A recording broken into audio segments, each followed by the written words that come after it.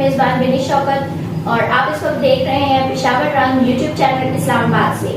آج ہم ناظرین موجود ہیں اقبال ٹاؤن اسلام آباد میں اور ہمارے ساتھ جو شخصیت موجود ہیں ایڈوکیٹ مائیکل روز صاحب. ناظرین جو کہ پیشے کے لحاظ سے ایک وکیل ہے اور ایک Christian organization Christian United Movement کے سی او بھی ہیں. تو ناظرین آئیے جانتے ہیں آج جیسا کہ 16 اگست ہے, 16 اگست جڑاوالا کے واقعہ کو ہم کبھی بھی نہیں بھلا سکتے. آج اسی کے حوالہ سے ہم ایڈوکیٹ مائیکل روز صاحب سے کچھ گفتگو کریں گے. السلام علیکم. وعلیکم السلام. کیسے ہیں آپ؟ جی شکریہ. سر جیسا کہ آپ جانتے ہیں کہ آج 16 اگست ہے, تو آپ اس حوالے سے کیا کہیں گے, کیونکہ جڑاوالا کا واقعہ ایک ایسا واقعہ ہے جس کو ہم نہیں بھلا سکتے کبھی بھی. بہت شکریہ. سب سے پہلے تو تمام پاکستانیوں کو مائیکل روز چیئرمین کرسچن یونائٹڈ موومنٹ کی جانب سے اسلام اور السلام علیکم. بہت شکر گزار ہوں دنیش آپ کا اور آپ کے پشاور رنگ چینل کا, جو کہ آج آپ جو ہے یہ ٹائم نکال کر تو ہمارے آفس میں پارٹی آفس میں تشریف آور ہوئے ہیں. اس کے ساتھ ساتھ دیکھیں آج یوم سیاہ کے طور پر آج کا دن ہمارے جو مسیحی قوم ہے وہ منا رہی ہے, اور آج کے دن سانحہ جڑاوالا 16 اگست 2023 کو جب ہوا تو یہ کوئی پہلا واقعہ نہیں ہے. اس سے پہلے جو 80s میں 1988 میں جب سانحہ شانتی نگر ہوا, وہاں پر بھی 2500 خاندان کو جو ہے بے گھر ہونا پڑا, اور ہزاروں کی تعداد سے جو لوگ جو ہے وہاں پر جو ہے نا وہ ڈسپرس ہوئے. اس کے ساتھ ساتھ گوجرا میں بھی ہوا, پھر مختلف آپ جانتے ہیں کہ سرگودا میں, پھر جڑاوالا میں 20 سے 22 چرچز اور آلموسٹ 80 سے زیادہ جو خاندان ہیں ان کو انہوں نے ڈسٹروائے کیا. تو یہ بڑا ایک سیاہ کن دن ہے, اور آج ہمارے جو لوگ ہیں وہ اس کو بلیک ڈے کے طور پہ منا رہے ہیں, اور حکومت سے مطالبہ بھی کرتے ہیں کہ جو ان کے ذمہ داران ہیں, جو ملزمان کو آپ نے اریسٹ کیا, جو پراپر فوٹیجز میں آئے ہیں اور ان کے اوپر ایف آئی آر ہوئی, ان کو کس قانون کے تحت آپ نے ان کو رہائی بخشی ہے. بلیک ڈے منا رہے ہیں, تو کیا ریاست پہ اس کا کوئی اثر ہوا, کوئی پریشر بلڈ ہوا؟ دیکھیں ریاست جو ہوتی ہے نا وہ ایک ماں کا درجہ رکھتی ہے.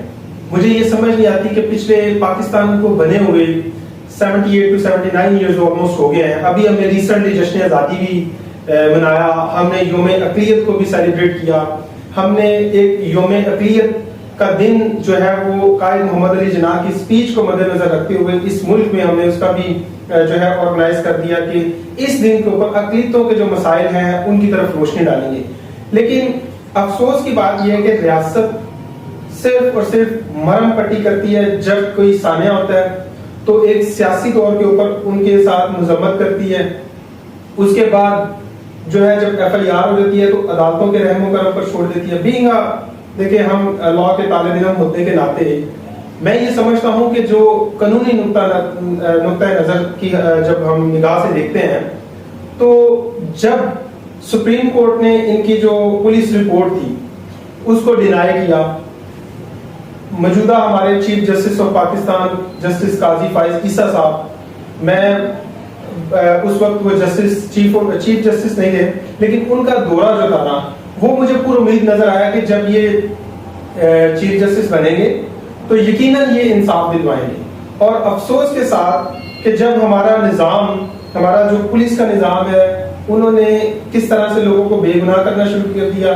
اب ایک کلیئر کٹ فوٹیجز ہے. آج بھی اگر آپ دیکھیں 9 مئی کے ملزمان جو پی ٹی آئی کے تھے وہ آج بھی جیلوں کے اندر ہیں, لیکن سانحہ جڑاوالا کے جو ملزمان ہیں ان کو آپ نے اتنی ریلیکسیشن کے ساتھ, اتنی پیار محبت کے ساتھ آپ نے ان کو ریلیف دیا. ان کے دل بڑے ہوں گے, وہ تو اس طرح سے اور واقعات اس طرح کے رونما ہوں گے, اور اس سے نقصان اقلیتوں کا نہیں ہے, اس سے نقصان ہمارے ملک پاکستان کو ہے. دشمن آج بھی ہمارے ملک کی طرف جو ہے وہ اس کے اوپر انگلیاں اٹھا رہے ہیں, اور اس کے ساتھ ساتھ قصور اس کا جو ہے وہ ہماری مسیحی قوم اور ہمارے جو بکاؤ جو لیڈرز ہیں, اسپیشلی ہمارے جو سیاسی رہنما مختلف سیاسی پارٹیز میں بیٹھے ہوئے ہیں, تو یہ قصور ان کا ہے کیونکہ وہ لوگ خود اپنی قوم کو جو ہے وہ بیچ دیتے ہیں اور عواموں میں ان کے حق اور ان کے مفاد کی بات ہی نہیں کرتے ہیں۔